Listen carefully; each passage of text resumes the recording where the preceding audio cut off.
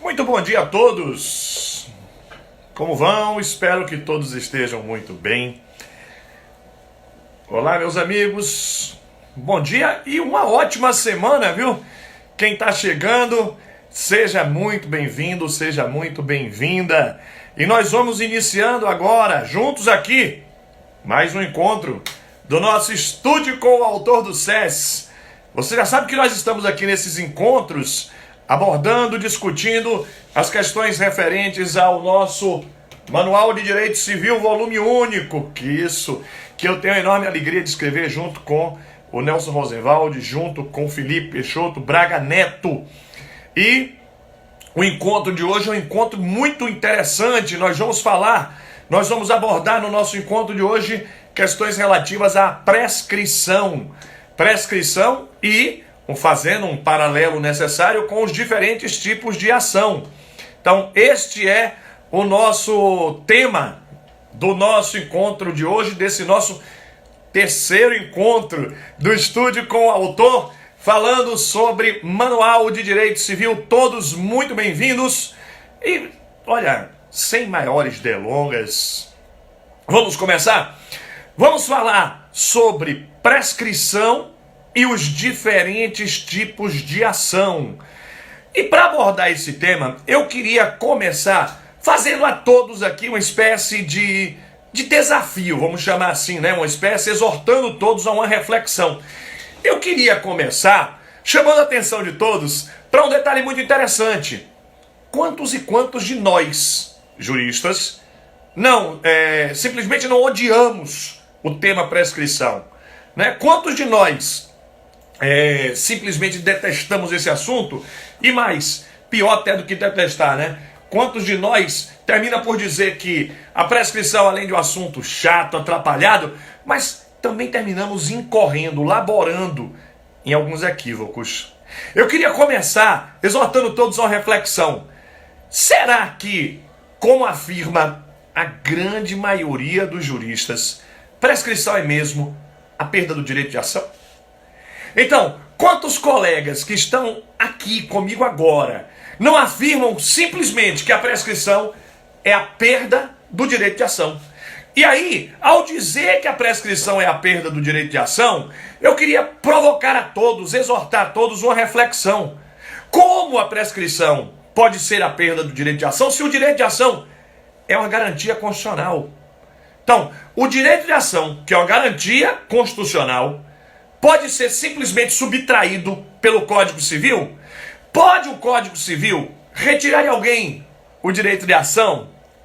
Então essa é a reflexão inicial para percebermos o porquê que nós precisamos ajustar o tema, ajustar a sua compreensão e dizer, olha, prescrição não é e não pode ser a perda do direito de ação. Prescrição há de ser outra coisa. Mas a perda do direito de ação não vai rolar, porque o direito de ação é uma garantia constitucional, artigo 5º, inciso 35 da Constituição. Aliás, nessa linha de raciocínio, nessa linha de compreensão, eu queria já também aqui dar um exemplo. Vamos pensar aqui no exemplo. Estou vendo que Letícia está aqui, então, Leti, bom dia. Bom dia a todos, bom dia a você, Leti, porque vamos pensar agora no exemplo. Suponha que Letícia é a minha credora, eu sou o devedor. Ela é a credora, eu sou o devedor, e olha só, suponha comigo que essa dívida venceu há mais de 5 anos. Tem mais de 5 anos que teve o vencimento da dívida e não teve pagamento. Então, vencida a dívida, não houve um regular adimplemento. Pois é, não teve adimplemento e ultrapassou o prazo de 5 anos. Eu me refiro ao prazo de 5 anos porque é o prazo para as cobranças em geral. As cobranças em geral prescrevem em 5 anos. Então, olha só, venceu, tem mais de 5 anos, passou todo o prazo de prescrição, não teve cobrança. Agora, mais de 5 anos depois, vamos supor 5 anos e alguns meses, Letícia então ajuiza uma ação de cobrança contra mim. Proposta a ação de cobrança, atenção agora, vamos para a parte central do meu exemplo. Proposta esta ação de cobrança, eu me defendo. E na minha defesa eu alego a ocorrência de prescrição. Então eu digo, juiz, prescreveu. Aquele crédito que ela me cobra venceu há mais de 5 anos, a prescrição genérica das ações de cobrança é de 5 anos, e o juiz acolhe a minha alegação de prescrição e extingue o processo, olha o detalhe, com resolução de mérito, né? Prescrição e decadência também geram extinção do processo com resolução de mérito, não sem. E o motivo é muito simples, a extinção é com e não sem, porque o juiz está apreciando o próprio direito subjacente. É o próprio direito material subjacente que está sendo analisado. E é por isso que tanto a prescrição quanto a decadência geram extinção do processo com resolução de mérito. Pois bem, o juiz então acolhe a minha alegação de prescrição, extingue o processo com resolução de mérito, repito, com resolução de mérito, e portanto reconheceu a prescrição. Atenção. No meu exemplo, para os colegas que já estão aqui, para os seguidores todos juntos, vamos lá? No meu exemplo, Letícia exerceu o direito de ação. Observe, ela exerceu o direito de ação, ela promoveu uma ação de cobrança, eu sou o réu, e promovendo essa ação de cobrança, o juiz, julgando, improcedente o pedido, ao acolher a prescrição e extinguindo, repito, com resolução de mérito, é o artigo 489 do Código de Processo Civil. Ao extinguir o processo com resolução de mérito, é claro que ela exerceu o seu direito de ação. Portanto, a premissa metodológica desse nosso encontro de hoje, quem está chegando agora, seja muito bem-vindo, seja muito bem-vinda, para que nós possamos então estabelecer a nossa premissa metodológica desta manhã de terça-feira. A nossa premissa é: a prescrição não é e não pode ser a perda do direito de ação. Por quê? O Código Civil não pode retirar, subtrair uma garantia constitucional, cláusula pétrea inclusive. E segundo, porque quando ocorre a prescrição, o credor não perde o direito de ação. Não. O credor perde, na verdade, a pretensão. E onde é que está a diferença? É que a pretensão nada mais é do que o efeito natural do descumprimento de um direito subjetivo. Toda vez que um direito subjetivo não é cumprido voluntariamente, adimplido voluntariamente, surge para o credor a pretensão de exigir judicialmente aquele direito. O que quero dizer, portanto, é que a prescrição não é e não pode ser a perda do direito de ação.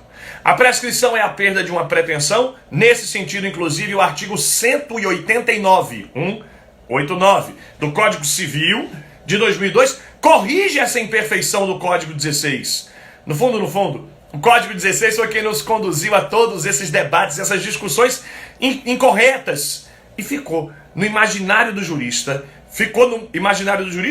Qual uma espécie de fetiche jurídico, que a prescrição seria a perda do direito de ação. Prescrição não é a perda do direito de ação, é a perda de uma pretensão. Pretensão de exigir de alguém judicialmente o cumprimento de um direito subjetivo.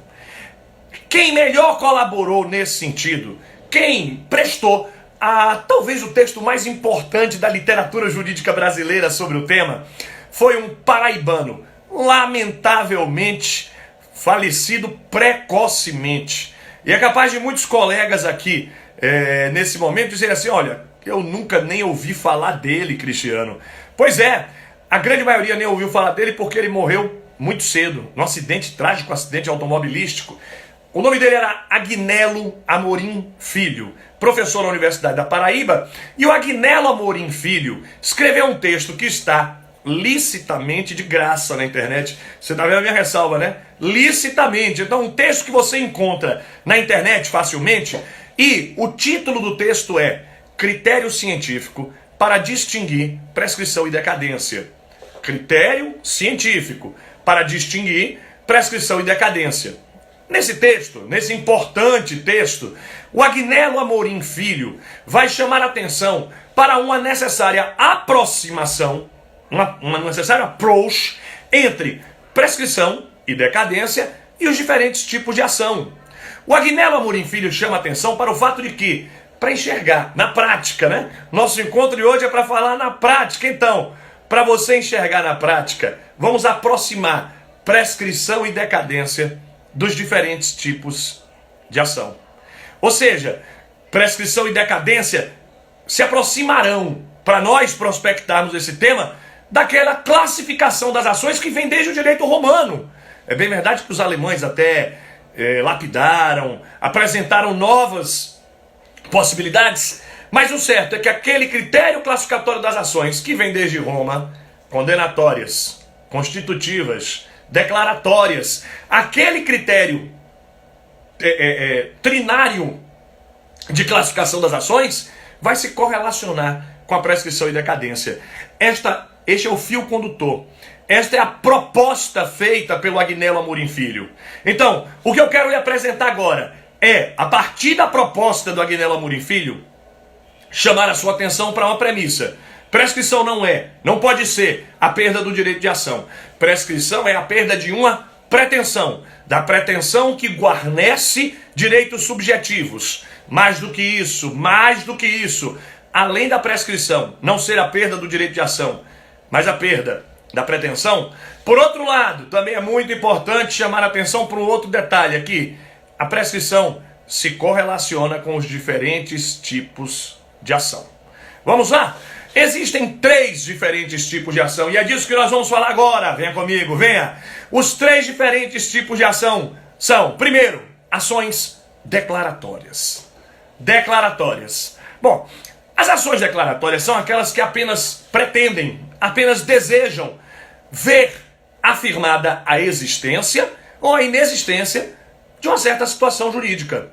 Ou seja, nas ações declaratórias o que se quer é apenas certificar que uma determinada situação existe ou não existe.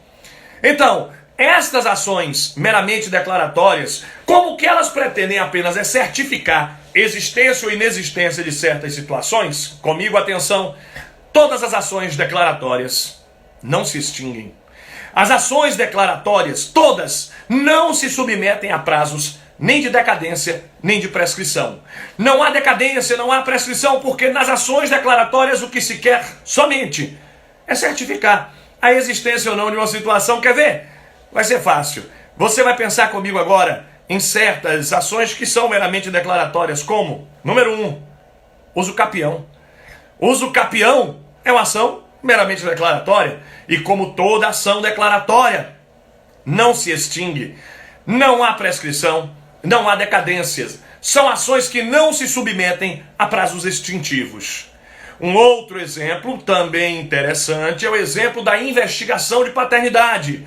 E a investigação de paternidade, como ação declaratória que o é, também não vai se submeter a prazo extintivo. Pois bem, só que aí surge um detalhe, é que as ações meramente declaratórias, não raro, podem estar cumuladas com pedidos que não são declaratórios, pedidos que são às vezes condenatórios, inclusive. Neste caso, quando uma ação declaratória estiver cumulada com um pedido que não é declaratório, que é condenatório, por exemplo, aí, com certeza, fique tranquilo, o pedido declaratório é sempre imprescritível, mas aquele que com ele estiver como cumulado, se for condenatório, vai se submeter a prazo de prescrição regularmente. Então haverá regularmente prazo prescricional. Pois é, nesta linha de raciocínio surge agora um problema. Tudo bem, vai ter prazo prescricional, mas como é que a gente enxerga isso na prática? Exemplo melhor não há do que a súmula 149 do STF. Olha, essa súmula é bem antiga, do tempo em que o Supremo tinha competências infraconstitucionais. Olha, antes de 88, né? Pois é, daquele tempo em que o Supremo tinha competências infraconstitucionais, naquele tempo o Supremo editou a súmula, até porque nem existia STJ, né? Então o Supremo tinha competências constitucionais e infraconstitucionais. O Supremo editou então a súmula 149. Esta súmula 149 do Supremo estabelece expressamente a investigação de paternidade sempre é imprescritível. Claro, ela é declaratória e, como todas as demandas meramente declaratórias, imprescritível. Mas a petição de herança não é. Não é. Porque a petição de herança é condenatória. É condenatória sim. A ação de petição de herança é a ação promovida pelo herdeiro preterido, pelo herdeiro prejudicado, que indevidamente foi excluído de sua meação, de sua cota-parte na herança. Eu fico aqui pensando, é aquele herdeiro que foi indevidamente prejudicado em uma partilha. Ele era sucessor, mas não constou da partilha. E agora ele quer condenar todos aqueles que participaram da partilha, todos os co-herdeiros, a restituírem a ele a parte que lhe cabe. Estou lembrando daquele trecho do João Cabral de Melo Neto, Morte e Vida Severina, grande obra. E o João Cabral de Melo Neto expressamente dispõe ali, é a parte que te cabe nesse latifúndio, num trecho inclusive musicado posteriormente pelo Chico Buarque de Holanda. Então, é a parte que te cabe nesse latifúndio, é a parte que cabia a ele na herança e que lhe foi suprimida. Então, toda vez que um herdeiro sofrer uma supressão, for indevidamente excluído de uma partilha sucessória, ele pode reclamar a parte que lhe cabe através de uma petição de herança, pretendendo condenar todos que participaram dessa partilha a restituir a parte que lhe cabe. Muita atenção agora. Trata-se, portanto, de uma pretensão condenatória. Sim, a pretensão é condenatória, cumulada com o pedido de investigação de paternidade post-mortem, por exemplo. Então, no caso daquele herdeiro cujo pai faleceu sem lhe reconhecer, então aquele herdeiro não tinha sido reconhecido, papai morreu sem lhe reconhecer, atenção, como ele não tinha sido reconhecido, ele não participou da partilha sucessória, os co-herdeiros simplesmente excluíram ele da partilha sucessória, só que para que ele possa participar da partilha, ele precisa primeiro ter reconhecido a sua filiação. Então ele ajuiza uma ação de investigação de paternidade pós-mortem, cumulada com petição de herança. A investigação de paternidade, imprescritível. Sempre imprescritível. Por que declaratória? Já a petição de herança tem prescrição. Prescrição de 10 anos. 10 anos é o artigo 205 do Código Civil. Essa é a súmula 149. A investigação de paternidade é sempre imprescritível. Por que declaratória? A petição de herança não é. Não é. E a petição de herança submete-se a prazo prescricional de 10 anos. Aqui eu me refiro, em primeiro lugar, em primeiro plano, às ações declaratórias. Ações declaratórias não se extinguem, não prescrevem, não decaem. Seguindo na classificação das ações, o segundo modelo, o segundo tipo de ações são as ações constitutivas. Essas ações constitutivas podem ser constitutivas positivas e constitutivas negativas. Aquilo que no dia a dia, sabe? Olha, meus amigos, é aquilo que no dia a dia a gente chama de ações desconstitutivas. As constitutivas negativas chamamos de desconstitutivas. Vem comigo, tá? Não se perde de mim, não. Então, já as ações constitutivas negativas, desconstitutivas, elas terão uma regra muito especial, muito específica. Atenção, as ações constitutivas, se tiver um prazo em lei para o seu exercício, esse prazo será decadencial. Não tendo prazo em lei, elas não se extinguem.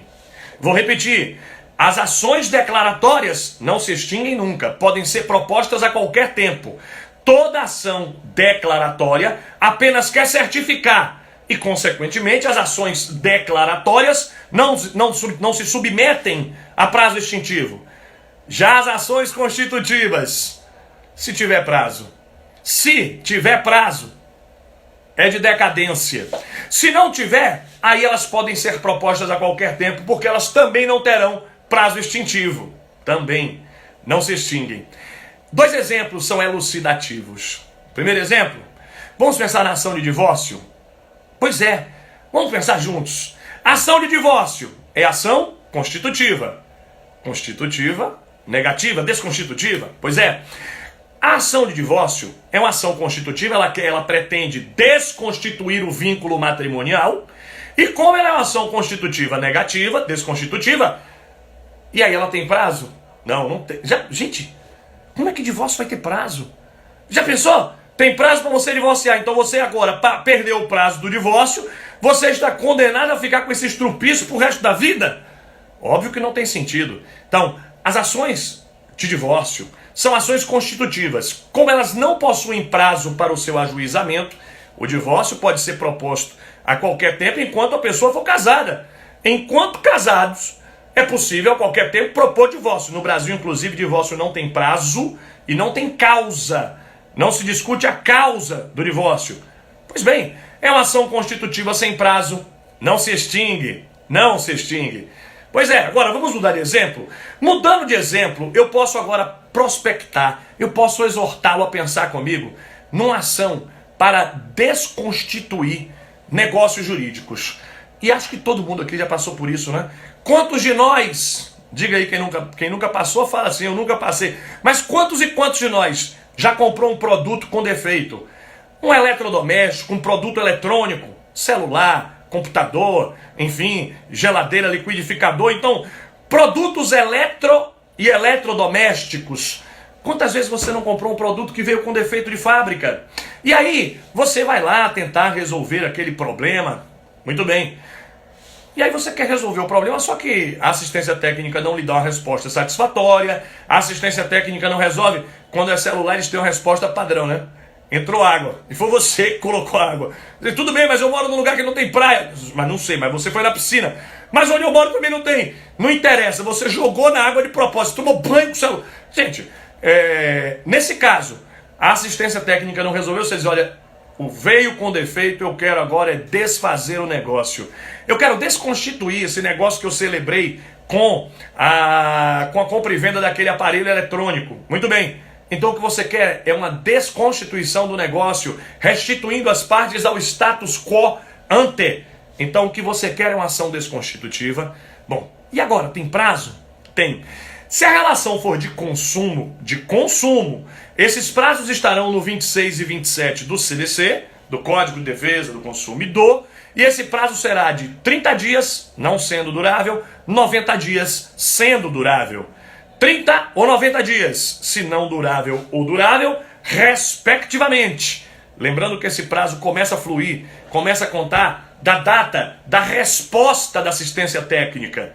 Se o consumidor reclamou antes da assistência técnica, então esse prazo só vai começar a correr da data da resposta da assistência técnica. Enquanto a assistência técnica não responde, evidentemente, o prazo não começa a fluir. Então, em primeiro plano, não esquecer que nós estamos falando aqui do Código de Defesa do Consumidor, relação de consumo, 30 dias se não durável, 90 dias se durável. Cristiano, se não for relação de consumo. Por exemplo, o pecuarista comprou um touro reprodutor estéril. Ele comprou um touro para fins reprodutivos, um animal para fins reprodutivos, depois descobriu, posteriormente, que aquele animal era estéril. Não vai atingir a finalidade. Ele quer devolver o animal, quer desconstituir o negócio. O prazo também é de 30 ou 90? Não. A relação não é de consumo. Se ela não for de consumo, é um pecuarista que comprou do seu vizinho, por exemplo.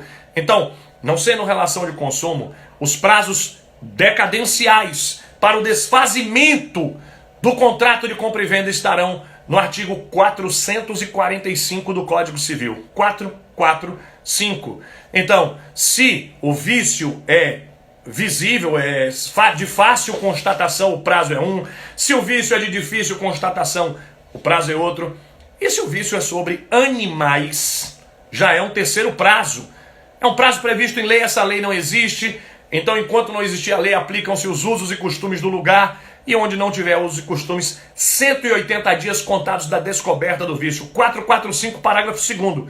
Note, eu me refiro a uma ação constitutiva e com prazo em lei, 26 e 27 do CDC na relação de consumo, 445 é ação constitutiva. Se ligou? Então, se liga no movimento e vem comigo. Ação constitutiva não tem prazo em lei, não se extingue. Se tiver prazo em lei, o prazo é decadencial. E chegamos nela, nas ações condenatórias. Condenatórias. Nesse ponto, eu quero lhe chamar a atenção. Todas as ações constitutivas que tiverem prazo, o prazo de decadência.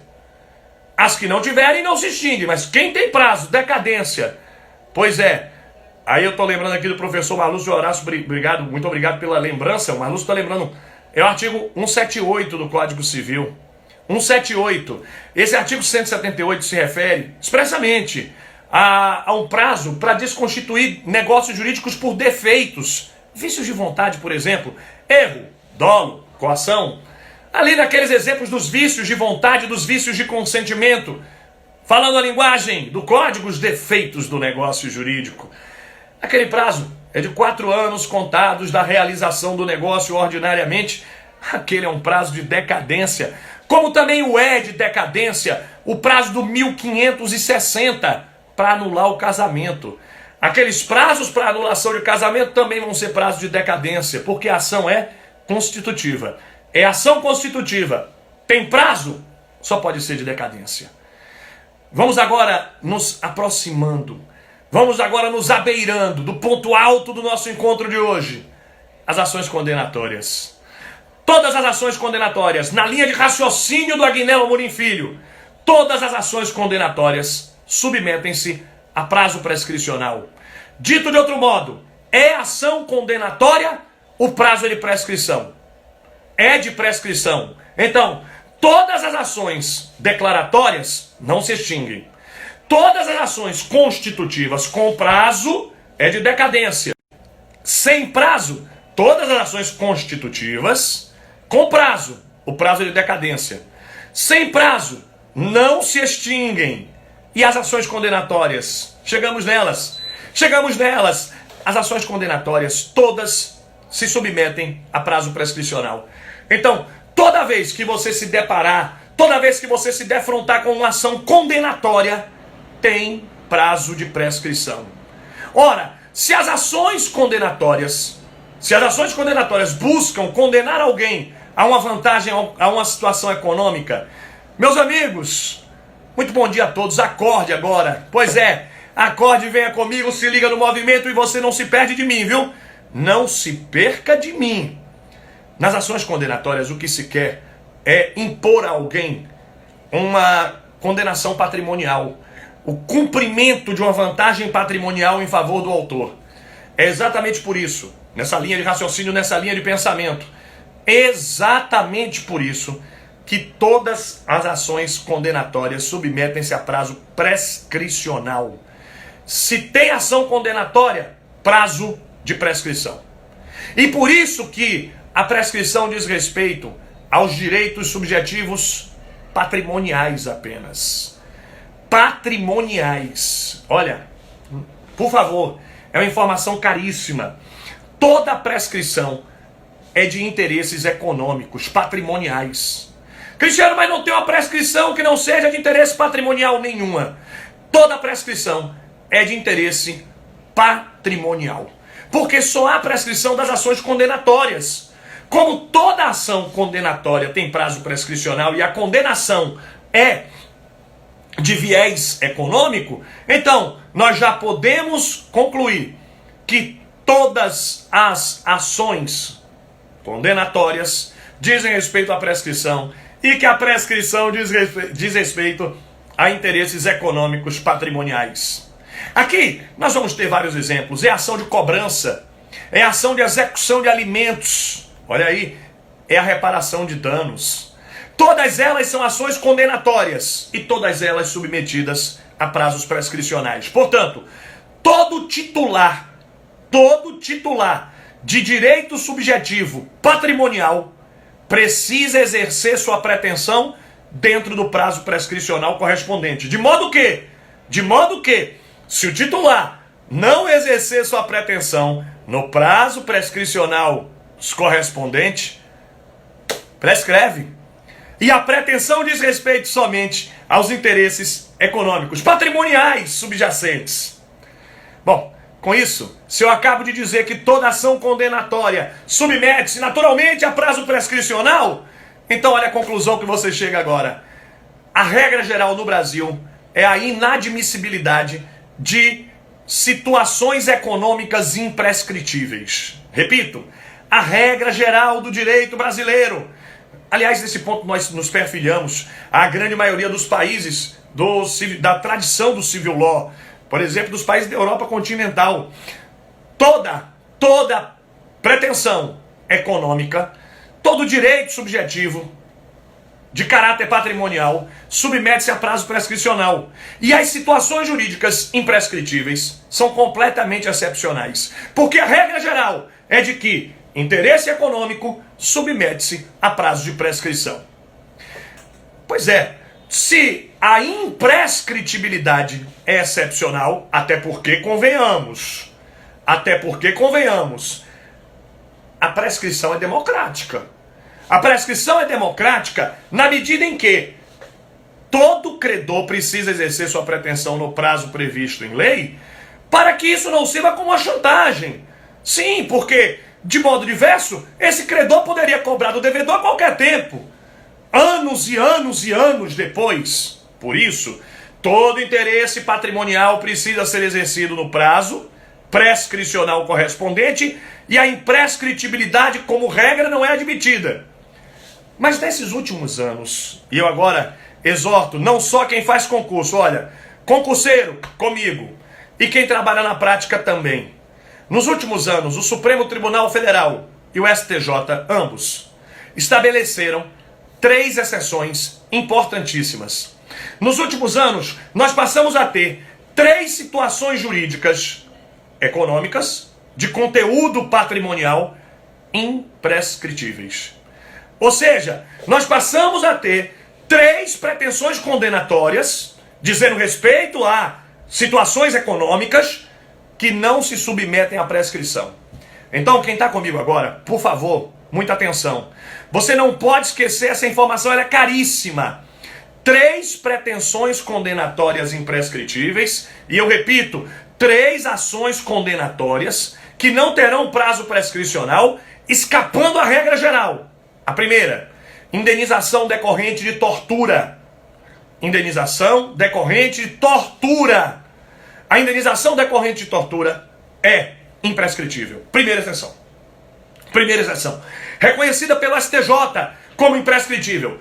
O STJ, na verdade, ajustou esse entendimento para permitir, para viabilizar que as indenizações reclamadas pelos familiares das pessoas que desapareceram por conta da ditadura militar brasileira, aquelas pessoas que desapareceram, que foram mortas, enfim, que os familiares dessas pessoas possam requerer a indenização. Isso porque, naturalmente, se fôssemos aplicar o prazo prescricional, todas essas famílias estariam prejudicadas e não poderiam requerer a indenização, até porque em alguns casos, inclusive, os corpos sequer apareceram, né? Nós temos uma lei que faz presumir a morte dessas pessoas que foram perseguidas pela ditadura militar. Pois bem, para viabilizar esta pretensão, esta indenização, então, nós vamos conceber a ideia da imprescritibilidade. Moral da história, é imprescritível. Primeira exceção, a pretensão condenatória, a pretensão de reparação de danos decorrente de tortura. Eu quero só fazer um registro. Porteira que passa boi, eu aprendi aqui no interior da Bahia, nos tempos em que fui promotor no interior, eu queria lhe lembrar, porteira que passa boi, passa boiada. E se porteira que passa boi, passa também boiada, significa que os descendentes dos escravos brasileiros também vão ter essa pretensão. Sim, porque nós não podemos esquecer que na época do Império, no Brasil Império, nós tínhamos ali pessoas que foram também vítimas de tortura. Então, o que eu queria exortar a sua reflexão, sua inteligência jurídica, seu pensamento, se permita comigo. Será que os descendentes de quilombola, provada essa condição e provada a sua ascendência, também não poderiam pleitear a indenização decorrente da tortura a que foram submetidos os seus antepassados? Sim, porque ali era o Império, mas depois do Império veio a República, e a República sucedeu o Império. Naquela época os negros eram tratados como coisa, não como pessoas. isso é um dado importantíssimo, como coisa, eram vendidos, eram torturados, espancados, muitas vezes até a morte. E aí? Também cabe? Porque se cabe para um, vai caber para o outro. Se toda indenização decorrente de tortura é imprescritível, olha a reflexão e a interrogação que fica, vamos pensando juntos. E a segunda exceção? A segunda exceção de uma situação condenatória imprescritível, a segunda hipótese em que não se admite prescrição de uma pretensão econômica condenatória é prejuízo ao erário decorrente de improbidade administrativa. Por favor, preste atenção, não é qualquer prejuízo ao erário, é o prejuízo ao erário decorrente de ato de improbidade. Sim, porque o prejuízo ao erário pode não decorrer de ato ímprobo. E quando o prejuízo não decorre de ato ímprobo, não prescreve. Prescreve. O que não prescreve é o prejuízo ao erário decorrente de improbidade administrativa. Então, o prejuízo ao erário decorrente de ato de improbidade, este é imprescritível, interpretando o artigo 37 da Constituição. Muito bem. Agora, entende o Supremo. Se o prejuízo ao erário decorreu de um ilícito civil, e o prejuízo ao erário pode decorrer de ilícitos civis, por exemplo, você bateu no carro do Estado e com isso causou danos ao erário. O acidente, a colisão, o acidente automobilístico com o automóvel do Estado. Então você bateu no carro do Estado, causou danos, e aí surge uma questão, esses danos causados ao erário por acidente automobilístico, eles são imprescritíveis? Não. O Estado precisa ajuizar a pretensão reparatória no prazo prescricional de 3 anos. 1, 2, 3. Então, quando o prejuízo ao erário decorre de ilícito civil, haverá prescrição regularmente. Prescrição, repito, de 3 anos. O que não prescreve é o prejuízo ao erário decorrente de improbidade administrativa. Este sim é imprescritível. Então, se o dano ao erário decorreu de ilícito civil, prescrição de 3 anos. Se o dano ao erário decorreu de improbidade, aí é imprescritível. É a segunda exceção. É a segunda situação jurídica condenatória imprescritível. Vamos para a terceira. E a terceira, recentíssima. Eu agora falo de 2020 já. 2020 é a terceira situação de imprescritibilidade de pretensão indenizatória promovida, atenção, pelo Supremo Tribunal Federal, agora em 2020. Também é imprescritível. Atenção. A pretensão condenatória decorrente de danos ambientais. Os danos causados ao meio ambiente são imprescritíveis. Imprescritíveis. O Supremo reconheceu isso há pouquíssimo tempo. Há pouquíssimo tempo. Exatamente porque o Supremo quer alcançar, quer atingir uma situação que é muito interessante. São os danos ambientais causados nas décadas de 70, 80. Bom, em linha de princípio, estariam prescritos. E o que o Supremo quer alcançar é a imprescritibilidade, para garantir que aqueles que causaram danos ao meio ambiente, o leading case, o caso inclusive que nos conduziu a essa tese jurídica do Supremo, foi o caso lamentável, muito triste, envolvendo Chico Mendes, no Acre. E a partir deste precedente, o Supremo reconheceu, todos comigo, a imprescritibilidade da indenização decorrente de danos ao meio ambiente. Nesses 3 casos, indenização decorrente de tortura. Primeiro caso, segundo caso, nas indenizações por conta de danos ao Estado, de danos ao erário, decorrentes de ato de improbidade administrativa. E a terceira e última exceção, os danos ao erário, os danos causados os danos causados ao meio ambiente. 3 casos, 3 exceções. Nos 3, não esquece, não há prescrição. São pretensões condenatórias imprescritíveis. Como nenhuma das 3 categorias, Heber, eu lembro da sua pergunta de ontem, viu, amigo? Não esqueci, não. Nenhuma das 3 categorias tiveram modulação. Então, em linha de princípio, Heber, o que nós podemos dizer é que esta imprescritibilidade se aplica, inclusive, às pretensões anteriores. Mesmo às pretensões anteriores, aplicar-se-ia essa regra da imprescritibilidade. Afora estas 3 situações, não esquece e não se perde de mim. Toda pretensão condenatória submete-se a prazo prescricional. Haverá prescrição das pretensões condenatórias, como regra geral. Como regra geral. Pois é, só que aí vem uma outra questão. Cristiano, quais são os prazos prescricionais? Eu agora lhe respondo. Os prazos prescricionais estão todos organizados no Código Civil. Todos. Veja comigo. Os prazos prescricionais estão todos concatenados em 2 artigos no Código Civil. Primeiro é o artigo 206. O artigo 206 estabelece 5 prazos de prescrição. Então, é pretensão condenatória. Conferiu, é. Então, se é uma ação condenatória, toda ação condenatória tem prazo de prescrição, afora as 3 exceções.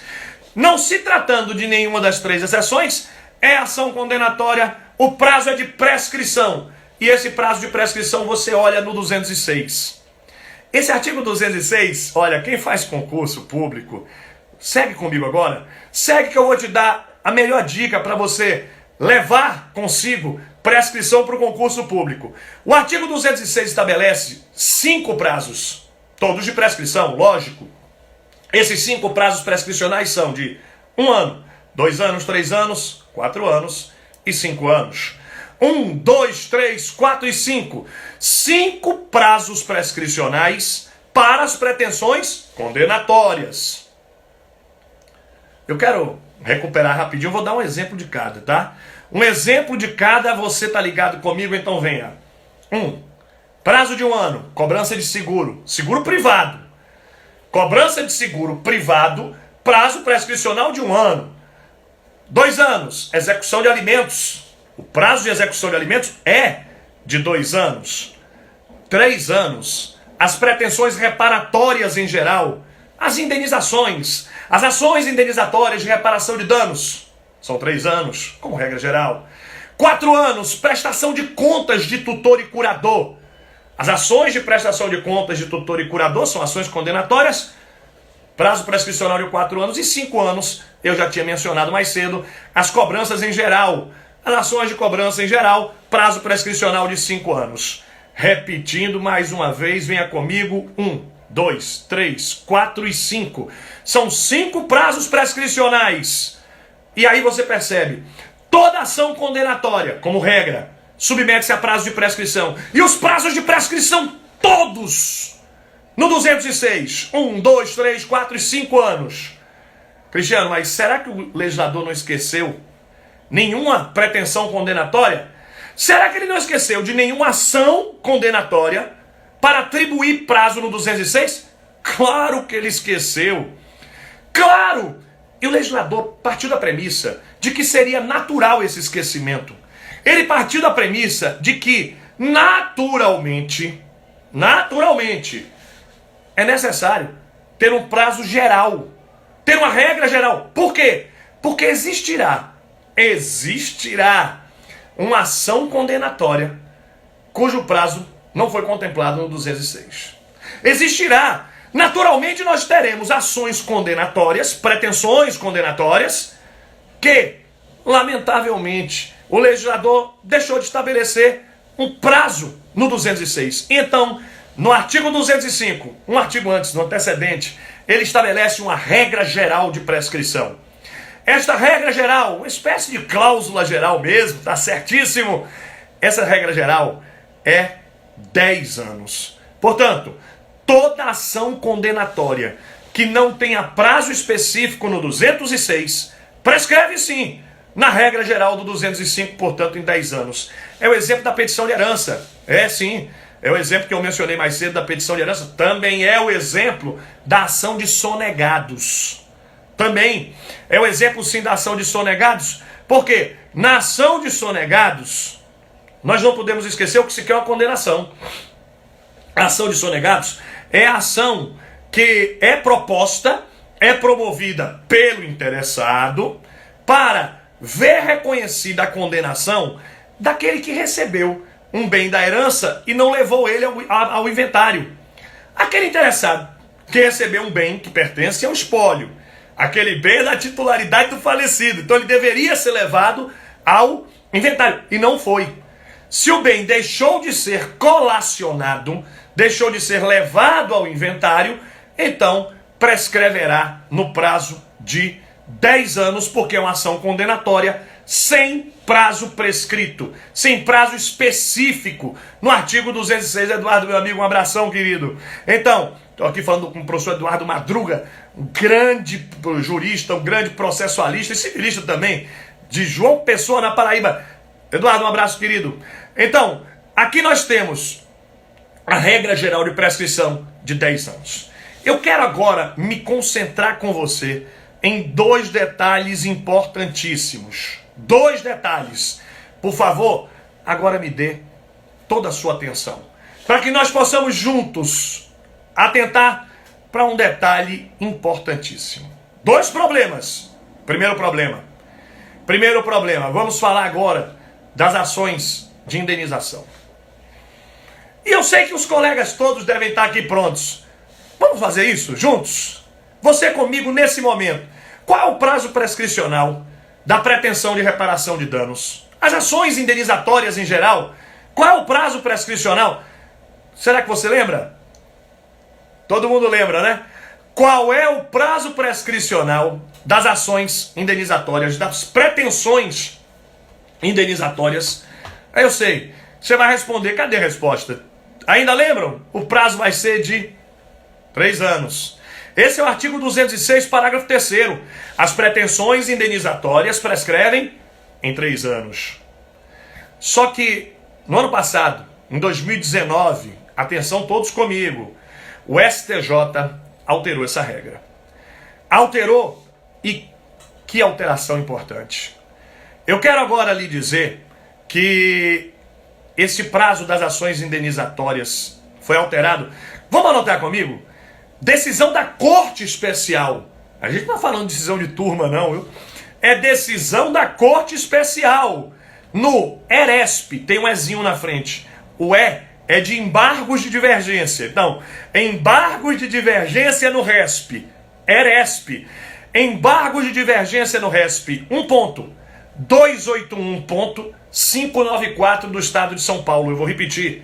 ERESP. Embargo de divergência no RESP. 1.281.594 do Estado de São Paulo. Neste precedente importantíssimo, teoria dos precedentes, viu? Processualista, deixa a teoria dos precedentes em você, na sua veia. Então, seguindo a teoria dos precedentes, o STJ fixa agora o seguinte entendimento. O prazo prescricional de 3 anos, previsto no artigo 206, parágrafo 3º, alcança somente as indenizações decorrentes de danos extracontratuais. Extracontratuais. Não esquece e não se perde de mim. Em se tratando de danos contratuais. Contratuais. Responsabilidade civil por danos contratuais. Inadimplemento obrigacional. Aí não se aplica esse prazo de 3 anos. Porque o STJ diz que o prazo de 3 anos é para reparação de danos. Por se tratar de reparação de danos, não se aplicaria esse prazo de 3 anos para as hipóteses de inadimplemento obrigacional. Para o inadimplemento obrigacional, o que nós temos é uma pretensão condenatória sem prazo no 206. E se não tem prazo no 206, fala comigo, vá. Junto comigo agora. É prazo prescricional de... Isso, 10 anos. Porque toda pretensão condenatória que não estiver com um prazo específico no 206, prescreve na regra geral do 205. Então, a partir deste importante precedente, o STJ, atenção, parametriza que todas as ações de indenização decorrentes de ilícitos contratuais, de inadimplementos contratuais, a prescrição será de 10 anos, 205, e não de 3. A prescrição de 3 somente para os danos extracontratuais. Exemplificando, se alguém indevidamente colocou seu nome no SPC e Serasa, primeiro exemplo. No outro exemplo, se alguém usou indevidamente sua imagem. Então alguém usou sua imagem, alguém colocou seu nome indevidamente no SPC e Serasa, prescrição de 3 anos. São ilícitos extracontratuais. extracontratuais. Contudo, em se tratando de inadimplemento contratual, aí a prescrição é de 10 anos. Aqui é o exemplo do inadimplemento absoluto e da mora. Quem descumpre uma obrigação contratual, 10 anos. O problema que eu quero anunciar, e esse é um problema para mim importantíssimo, é no sentido de que, e se, olha o problema, e se transcorria um prazo anterior? Então, um exemplo, uma pessoa que sofreu uma ilicitude em 2014, o ilícito contratual foi sofrido em 2014. Naquela época o entendimento era de que a prescrição era de 3 anos mesmo. E até 2017 a pessoa não promoveu ação. Prescreveu. Então o que vai acontecer? Prescreveu em 2017. Em 2019, o STJ muda o entendimento e diz que essa prescrição não é de 3, mas sim de 10. E agora? Aquela pretensão que estava prescrita em 2017 não está mais? Será possível ou não? Aqui, olha que notícia. O STJ, ao proferir essa decisão pela Corte Especial, não estabeleceu modulação eficacial. Não modulou os efeitos da decisão, dizendo se ele se aplica ou não retroativamente. Moral da história, é você quem vai construir isso casuisticamente. 2 teses são possíveis, hipoteticamente e com argumentos. É possível dizer, número 1, não pode propor ação porque já estava prescrito. E se já estava prescrito, não vai ressuscitar da mansão dos mortos. Então, estava prescrito, continua prescrito. E que se alguém já perdeu o prazo, já perdeu a pretensão, não poderia propor. É uma tese bem razoável, eu acho que sim. Mas também vejo razoabilidade em dizer o seguinte. Na verdade, quando o STJ afirma que o prazo é de 10, ele não diz que o prazo passou a ser de 10. Ele está a dizer que sempre esse prazo foi de 10. E se esse prazo sempre foi de 10, não estava prescrito em 2017, ele já iria até 2024, então é possível propor, e a tese também é razoável. Cenas dos próximos capítulos. Se nós vamos ou não permitir propositura de ações que em tese estariam prescritas, claro que isso não mexe, todavia, na coisa julgada. Aquilo que já foi objeto de coisa julgada não será atingido. Uma outra questão, ainda sobre o mesmo tema, é o diálogo das fontes. Ah, meus amigos, vamos lembrar do diálogo das fontes? E através da tese do diálogo das fontes, eu preciso lhe lembrar que nós vamos ter sempre uma conexão normativa, porque o sistema jurídico é um só. Aliás, eu chamo tanto a atenção disso no livro, dizendo que, como o sistema jurídico é um só, nós precisamos dialogar o direito civil com o direito do consumidor, com o direito processual, com o direito administrativo. Claro, e todos recebendo os influxos da norma constitucional. Através da técnica do diálogo das fontes, eu quero lhe lembrar que lá no Código de Defesa do Consumidor, o prazo prescricional, agora não falo do prazo de decadência para desfazer negócios, eu aludo, nesse momento, ao prazo de prescrição para cobrar indenizações, prejuízos. Prazo prescricional no CDC de 5 anos. 5 anos. Pois é. Bom, é um prazo melhor do que os 3 das ações reparatórias por ilícitos extracontratuais do Código Civil. O do consumidor tá melhor, né? Tá assim. Mas e se for ilícito contratual? Dá para levar os 10 anos proclamados pelo STJ lá para a relação de consumo pelo diálogo das fontes? Fica pensando também. Eu acho que sim. A Cláudia Lima Marques, grande Cláudia Lima Marques, a maior autoridade em direito do consumidor do Brasil, uma das maiores do mundo, para o nosso orgulho brasileira. A Cláudia Lima Marques sustenta expressamente essa possibilidade do diálogo das fontes. Então, poderíamos sim levar para o Código do Consumidor esse novo entendimento do STJ, com prescrição de 10 anos para os ilícitos extracontratuais e um prazo que se mostra, a depender, mais favorável ao consumidor, a parte vulnerável. Pois bem, esse era um tema que eu queria lhe trazer, o novo entendimento do STJ sobre a prescrição nas pretensões indenizatórias extracontratuais. E o outro tema que eu quero abordar para a gente fechar esse nosso encontro de hoje, riquíssimo, né? Tem 1 hora que eu falo sem parar. Você já deve ter cansado de ouvir minha voz. Então, para a gente terminar o nosso encontro de hoje.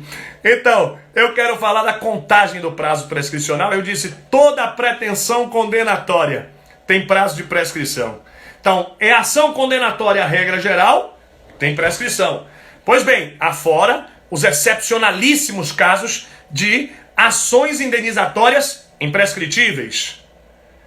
Mas começa a correr, começa a fluir o prazo prescricional? A partir de quando? A partir de que momento a prescrição começa a correr?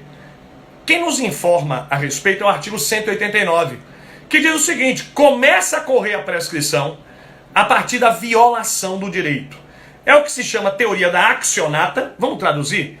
O jurista recebe muita informação, muita, e na verdade às vezes ele nem filtra, né? Accionata, se você for na etimologia da palavra, nascimento da ação, nascimento do exercício da pretensão. A partir de que momento o jurista pode exercer sua pretensão promovendo a ação? E aí diz o artigo 189, a partir do momento da violação do direito. Então ele abraça, ele adota a teoria da accionata por um viés objetivo. O critério é objetivo. Violado o direito, nasce a pretensão.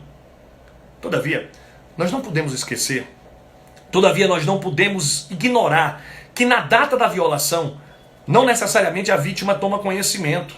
Muitas vezes, a vítima sofre a violação, mas só toma conhecimento depois. Por exemplo, alguém usou indevidamente sua imagem. Aí alguém usou indevidamente sua imagem, mas você só tomou conhecimento depois.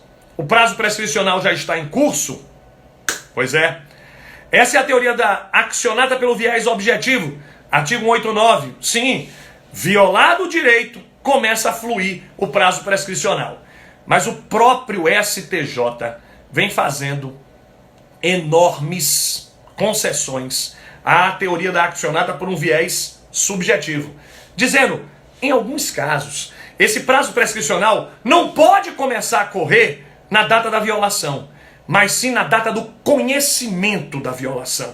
Porque enquanto a vítima, o ofendido, não toma conhecimento, ele não pode propor ação. Como é que ele poderia propor ação? Como é que ele poderia ajuizar a ação sem tomar conhecimento da violação? Motivo pelo qual o próprio STJ vem fazendo concessões à teoria da accionata pelo viés subjetivo.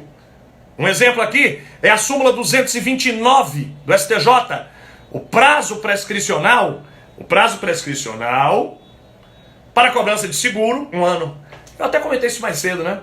É a prescrição de 1 ano para a cobrança de seguro privado. Esse prazo só começa a correr na data em que o segurado toma conhecimento da negativa de pagamento da seguradora. Quando a seguradora nega o pagamento e aí a pessoa toma conhecimento, o prazo começará a fluir. É a teoria da accionata pelo viés subjetivo. Eu aplico isso também para inúmeras outras situações.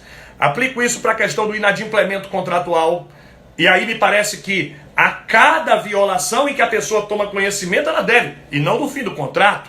Porque se esperarmos o fim do contrato, que é o entendimento do STJ, nós estamos permitindo um comportamento contraditório, né? Aquela pessoa que poderia ter cobrado e não cobrou, me parece um tema muito importante. Um outro tema importante também é a petição de herança. No caso da petição de herança, como é que a pessoa vai propor ação se ela ainda nem é filha? Se ela ainda não tem, nos casos em que ainda não houve reconhecimento de filho, o prazo começa a fluir na data da sentença transitada em julgado. Tudo isso você vai encontrar no nosso Manual de Direito Civil, que está na promoção, viu? Eu vou postar agora no Insta o código de promoção para você ter acesso ao Manual de Direito Civil completo, vertical e totalmente atualizado. Totalmente. Falamos hoje sobre prescrição e as ações condenatórias à luz do contributo desse grande brasileiro paraibano que foi Agnello Amorim Filho. Meus amigos, muito obrigado pela companhia, muito obrigado pela atenção, obrigado eu por tudo, gente. Uma ótima semana, muito bons estudos. E tem mais, viu? Quinta-feira, às 11, encontro marcado aqui no Insta. Tchau!